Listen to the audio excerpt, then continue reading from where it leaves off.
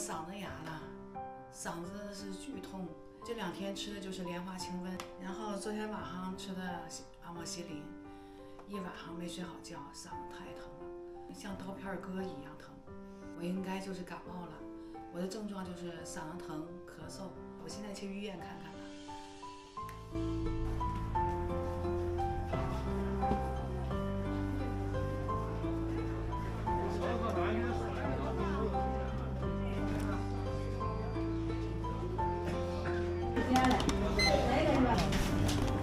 好了，没有了，没有了。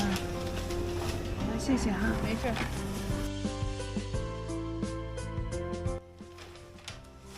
抽了个血，做了个白细胞检查，血象不高，没事儿。大夫一共给开了这2种药，一个是阿切霉素，还有一个是柑橘冰酶片。